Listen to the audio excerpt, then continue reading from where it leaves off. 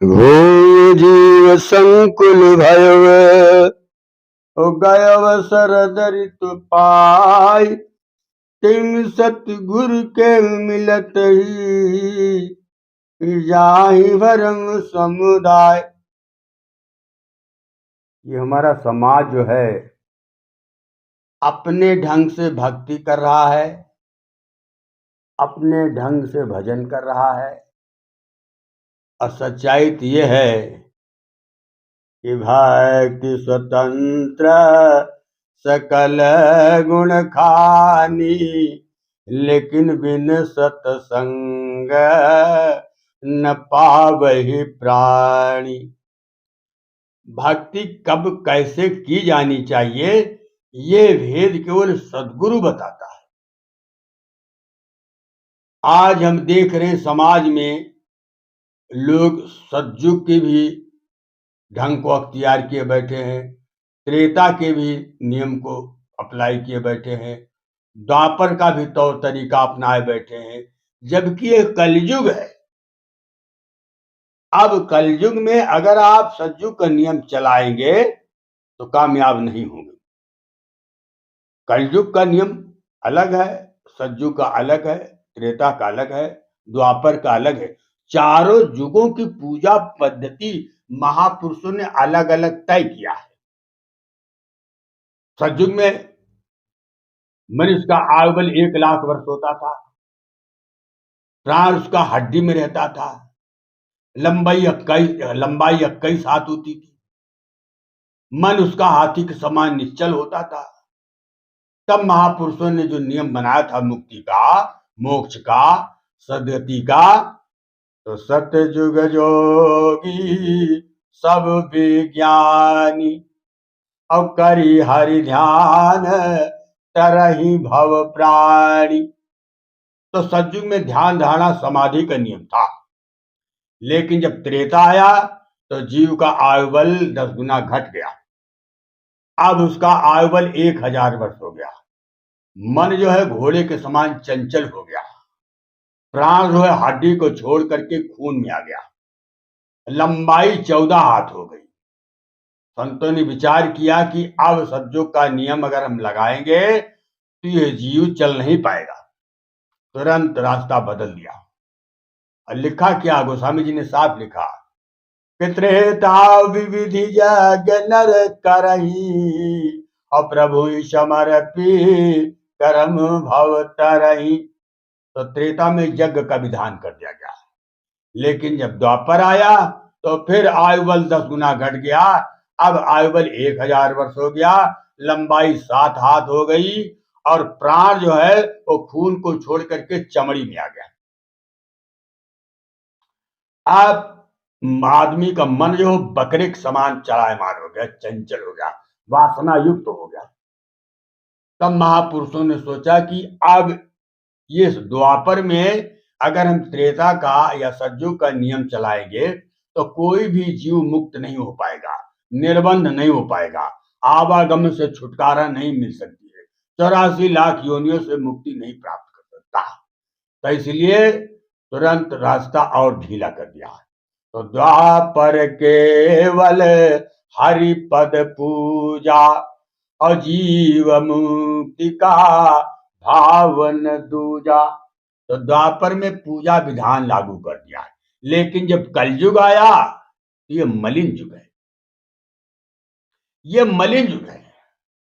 हर व्यक्ति का अंतःकरण गंदा हो गया, खान पान गंदा हो गया है, विचार गंदा हो गया है। अब न इंद्रिय बल है, न मन बल है, न तन बल है, न साधन बल है। हर चीज से व्यक्ति मजबूर हो गया है। अभी आप यज्ञ करना चाहे तो आप जाएंगे बाजार में, बना बना साकल्य मिलेगा, तो वो क्या है कि सब रद्दी सामान, वो क्या है बेचने वाला साहूकार है ना, तो जो गरी है, छुआरा जो सड़ गया, भुकड़ी लग गई, वो उठा के डाल दिया, हवन बना दिया। जो तिल है घुन गया है, जौ है घुन गया है, वही सब उठा के मिला करके साकल्य तैयार कर दिया। आप यज्ञोपवीत लेने जाइए, है तो वो मोटिया तागा आपको मिलेगा। पहले ब्राह्मण लोग बनाते थे, कच्चे धागे से यज्ञोपवीत तैयार की जाती। आप रुद्राक्ष की माला लेने जाइए तो आपको बैर का बिया मिल जाएगा, धागे में पिरो करके, वो बैर का बिया है, बोलेंगे ये ले जाओ, रुद्राक्ष की माला हो गई। तो इस तरह से तमाम बिंदु, यहां तक कि आपको शुद्ध पानी नहीं मिलेगा, शुद्ध घी नहीं मिलेगा, यज्ञ करने वाला कराने वाला दोनों अंतःकरण गंदा। ऐसे में महापुरुषों ने विचार किया कि अब क्या किया जाए, ये तो सारी व्यवस्था गड़बड़ हो रही।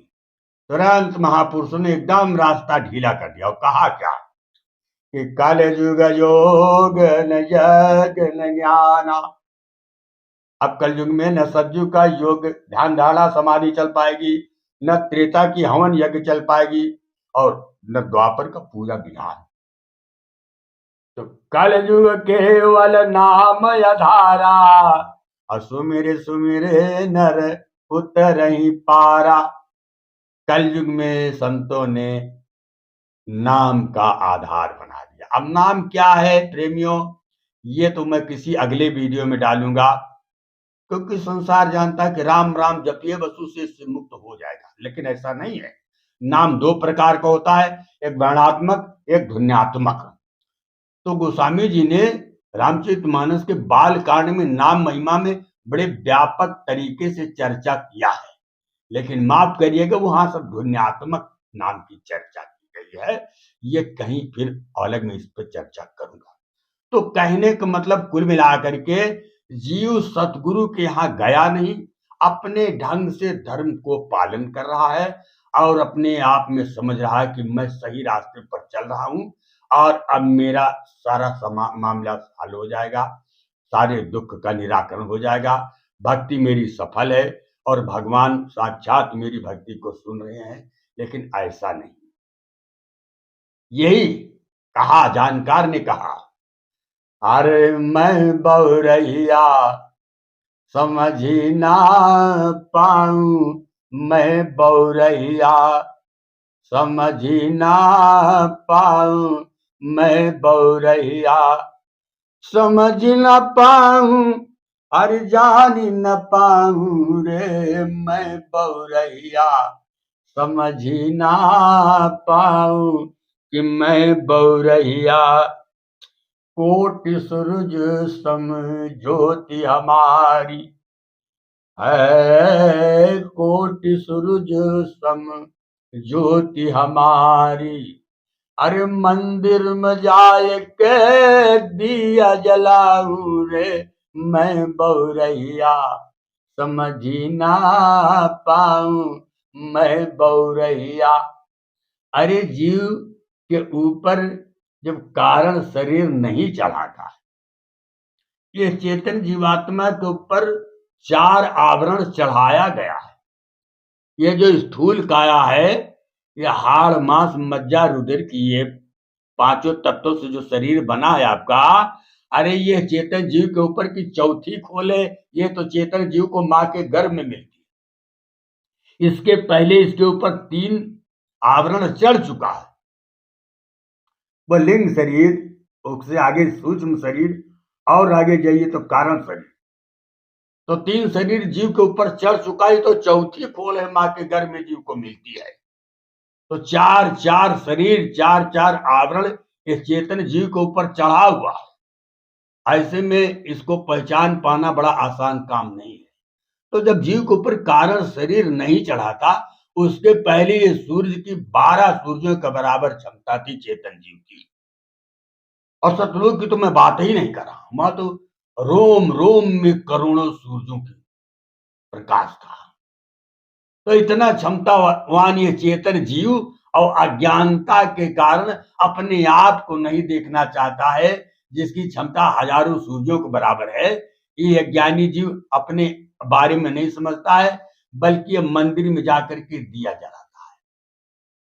अब क्या करें, महापुरुष मजबूर थे, संतों ने एक रास्ता बनाया है, मैं उसकी निंदा नहीं करता हूं, लेकिन उसका कुछ रहस्य अलग ही है। तो कोटि सूरज सम ज्योति हमारी, ये चेतन जीव तो करोड़ों सूर्यों के बराबर स्वयं है, लेकिन मंदिर में जाए के दिया जलाऊं कि मैं बहुरैया, समझी ना पाऊं कि मैं बहुरैया। सदगुरु के यहाँ जब गया होता तो सत्संग सुनाता और सारा भेद तुम्हारे अंतर का बता देता, सारे घट का रहस्य वो स्वयं खुलासा कर देता और जीव समझ जाता है। इसीलिए सत्संग की महत्ता सारे संतों ने बहुत ऊंचे दर्जे की बताई है। तो मैं बहुरैया समझी ना पाऊं कि मैं बहुरैया, राग छत्तीसो उठे घट भीतर, हे राग छत्तीसो उठे घट भीतर, बाहर घंटा शंख बजाऊं कि मैं बहुरैया, समझी ना पाऊं अरे मैं बहुरैया। अंतर में जीव के घट के अंदर में नाना किस्म के बाजे बज रहे हैं। वह घंटा है, शंख है, मृदंग है, सरंगी है, बीन है, बांसुरी, तमाम तरह के बाजे बज रहे हैं। उन्हीं बाजों को सुनना ही तो भजन कहा गया है। जब ब्रह्मा जी सृष्टि का काम शुरू करने के लिए बैठे तो इन्होंने विचार किया कि मेरे से पहले कुछ न कुछ सृष्टि का काम हो चुका है। अगर सृष्टि का काम हुआ न होता तो मैं कहां से आया, ये क्षीर सागर कहां से आया, ये कमलनाल कहां से आई, ये पांचों तत्व कहां से आए, पुरुष और प्रकृति कहां से आया, तो ये सारी व्यवस्था कैसे हुई, किसने किया, इसका जब ज्ञान करने के विषय में विचार किया ब्रह्मा जी ने तो तुरंत अपने मन की बाह्य वृत्तियों को समेट करके अपने आत्म स्वरूपस्थ हो गए। और जब अपने स्वरूप में गए तो समाहितात्मन ब्राह्मण, समाहितात्मन ब्राह्मण ब्राह्मणो परमेशना, हृदयाकाशात् भुवनादो मृत्युर्हृदात् विभावति। जब ब्रह्मा जी ने मन की बाह्य वृत्तियों को समेटा तो इनके अंतर में, हृदयाकाश में, प्रेमियों एक बात बता दें, जो सीने में हृदय है शरीर का हृदय, लेकिन चेतन जीवात्मा का हृदय स्थल है दोनों आंखों के बीच। वहीं पर चेतन जीवात्मा का स्थान है और उसी के अगल बगल घेर करके चतुष अंतःकरण है, मन बुद्धि चित्त और अहंकार। तो किसी का चिंतन, किसी का मनन, किसी का दर्शन, किसी का निरूपण यही दोनों आंखों के बीच जीवात्मा तीसरे तिल पर यानी आज्ञा चक्र पर बैठी है, वहीं पर होता है। तो जीवात्मा का हृदय स्थान जो है वो दोनों आंखों के बीच, जहां पंडित जी लोग बिंदी चंदन लगाते हैं, वो स्थान है हृदय स्थल। तो ब्रह्मा जी के हृदय स्थल पर एक अनाहत नाद सुनाई पड़ी और भगवान वेद व्यास जी ने लिखा है 12वें स्कंद में, यद उपासना ब्रह्मण योगिनो मर्मात्मना, उसी अनाहत नाद की जोगी जन उपासना करते हैं। कंदरा में बैठ करके उसी का श्रवण करते करते समाधि लग जाती है और सूरत जो है शब्द में लय हो जाती है। वही योगी का जड़ से चेतन जीव का संबंध कट जाता है। संसार में लड़ाई दो ही की है, जड़ और चेतन की। जीव चेतन है, संसार जड़ है, शरीर जड़ है, लेकिन ये चेतन जीव इसी जड़ संसार में ऐसा भटका कि अपने आप को भूल गया कि मैं कौन हूं। तो अपने आप ही को जानना ही सबसे बड़ी बुद्धिमानी है, सबसे बड़ी भक्ति है। आप अपने आप को जान गए, समझ लो आप भगवान को जान गए। आत्मा से नहीं दूर परमात्मा, आत्मा से नहीं दूर परमात्मा, देखिए ध्यान से तो दिखाई पड़े, तुम तो दुनिया के रंगी नियों में फंसे, कि तुम तो दुनिया के रंगीनियों में फंसे, कैसे आवाज उसकी सुनाई पड़े। तो आदमी जितना अपने आप से दूर है उतना अपने भगवान से दूर नहीं है। अपने आप तक पहुंच जाए तो समझो भगवान तक पहुंच गया।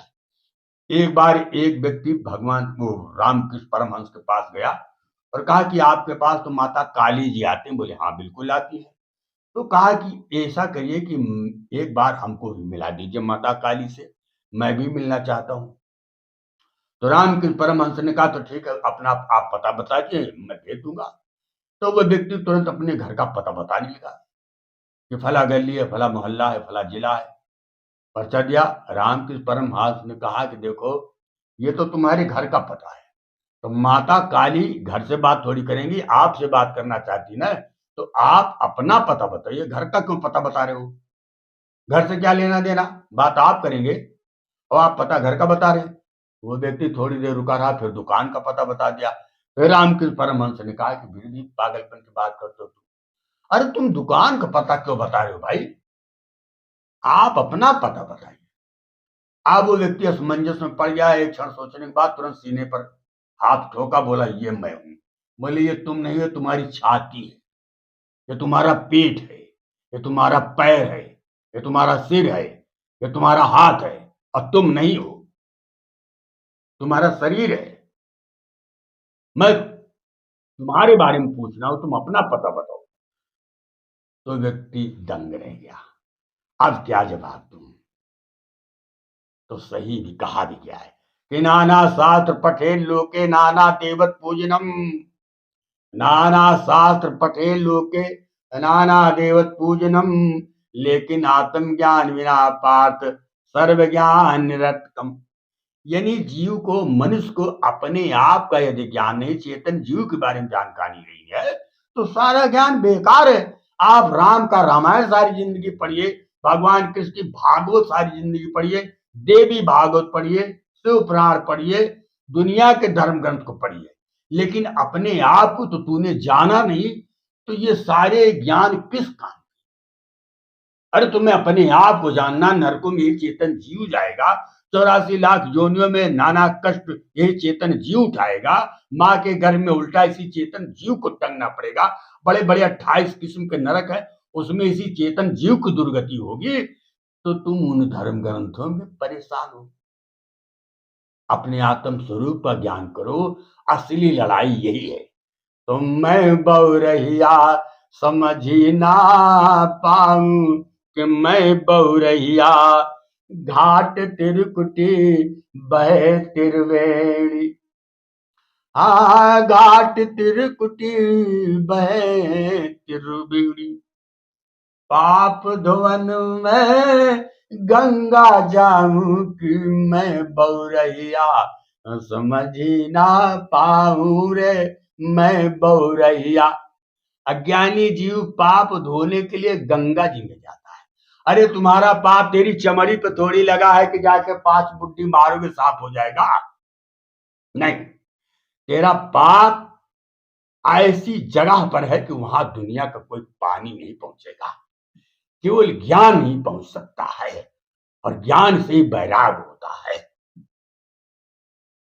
तेरा पाप जो अंतःकरण पर जमा हुआ है, जहां चेतन जीवात्मा, उसी के अगल बगल मैंने अभी बताया कि मन बुद्धि चित्त अहंकार चारों मिला के चतुष अंतःकरण होता है, और किसी काम को यही अंतःकरण तय करते हैं, यही इंद्रियों को प्रेरित करते हैं, यही सारा खेल करते हैं। तो पाप तुम्हारा वहां अंतःकरण पर जमा हुआ है, तो वहां केवल ज्ञान का साबुन जाता है। तो घाट तिरकुटी बहे तिरुबेड़ी, ये 2 नाक है आपके, एक गंगा और एक जमुना, और दूसरी नाड़ी जो है ये इंगला पिंगला नाड़ी है, 2 नाड़ियां है, और तीसरी पीठ की जो रीढ़ की हड्डी है सुषुम्ना नाड़ी।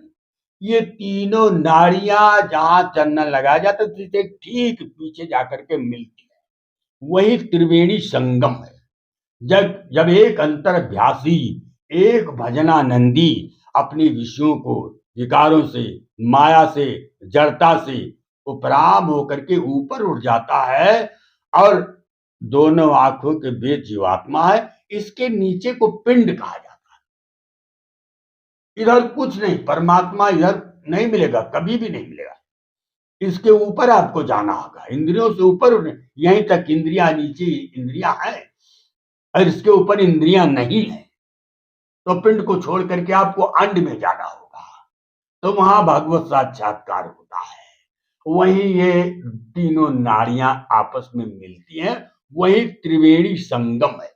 जब अंतर्भ्यासी साधना करते करते पिंड को छोड़ करके और अंड में जब चला जाता है, त्रिवेणी संगम पर जब पहुंच जाता है, तो अपने आप उसका खान पान बदल जाता है, बोली बानी बदल जाती है, चिंतन बदल जाता है, ज्ञान बदल जाता है, फिर जीव के अंदर बैराग आ जाता है, उसके अंदर संस्कार जाग जाते हैं, फिर उसका पुण्य कर्म करने में ज्यादा आनंद आएगा।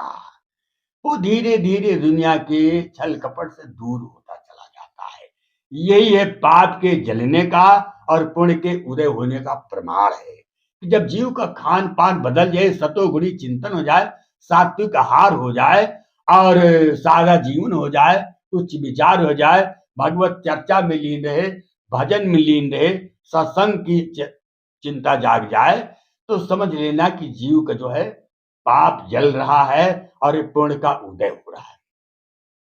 तो घाट तिरकुटी बहे त्रिवेणी, त्रिवेणी वहां है, और पाप धुवन में गंगा जाऊं कि मैं बौरैया, समझी ना पाऊं रे मैं बौरैया, के मन मंदिर के भेद न जानो, ओ मन मंदिर के भेद न जानो।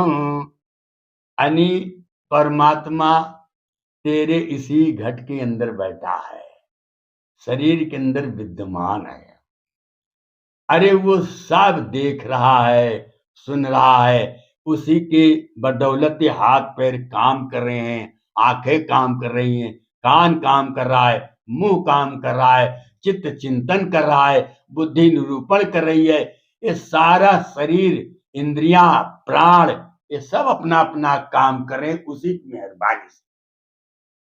वो सर्व समर्थ चेतन जीव जो है तुम्हारे अंतर में बैठा है।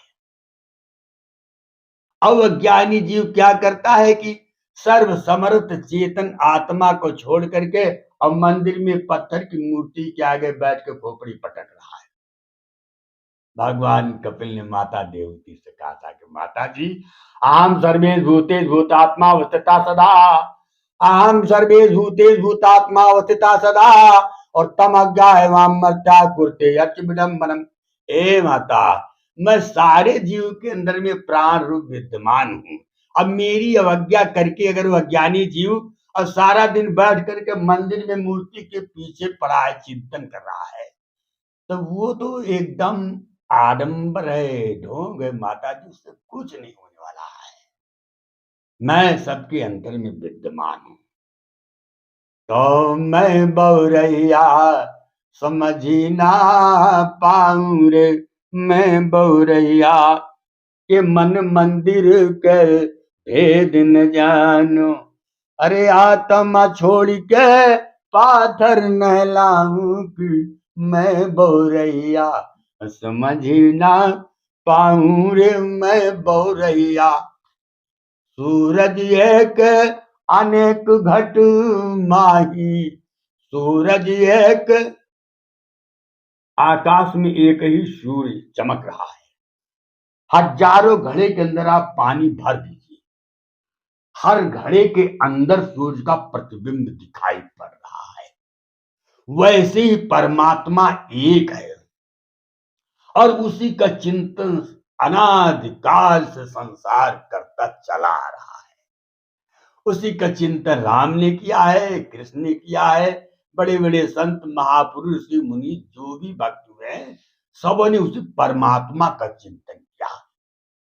तो सूरज एक अनेक घट माही, अरे एक को त्यागी अनेक का धाऊ रे मैं बौरैया, समझ ना पाऊं रे मैं बौरैया। अरे उसी आत्मा का चिंतन राम ने किया, कृष्ण ने किया, आज पूजनीय हो। और मैं उस आत्म परमात्मा को छोड़ करके और संसार में तरह तरह के मैं क्या कहूं, उन सारी बातों को मैं कहना नहीं चाहता हूं, लेकिन संसार के ढोंग में जीव फंसा हुआ है। तो इस तरह से कि मैं बौरैया समझ ना पाऊं रे, मैं बौरैया। आर बिना सतगुरु के दास केसरी, बिना सतगुरु के दास केसरी, हरि न मिले चाहे जितना रिझाऊं, कि मैं बौरैया समझ ना पाऊं रे, मैं बौरैया समझ ना पाऊं रे, मैं बौरैया। भूम जीव संकुल भयव, ओ गयव सर दरित पाय, के तिम सतगुरु के मिलत ही, जाहि भरम समुदाय। जब जीव की सदगुरु से मुलाकात हो गई, सदगुरु के शरण में जब जीव चला गया, तो सारे संशय, सारे भरम, सारी शंकाएं खत्म हो जाती। जीव को यथार्थ का ज्ञान हो जाता है, क्योंकि उसका सतगुरु नाम ही है, वो सत्य का गुरु है, यथार्थ का गुरु है। उसने सत्य को देखा है, जाना है। सत्य माने आत्मा सत्य है, परमात्मा सत्य है, और दोनों को बहुत नजदीक से उसने देखा है, निरूपण किया है। और जब जीव को आत्म ज्ञान हो जाता है, तो सारे संशय भ्रम खत्म हो जाते हैं। तो इसीलिए संतों ने कहा है कि बिना सतगुरु नर फिरत भुलाना, और बिना सतगुरु नर फिरत भुलाना, हर बिना सतगुरु, बिना सतगुरु, बिना सतगुरु।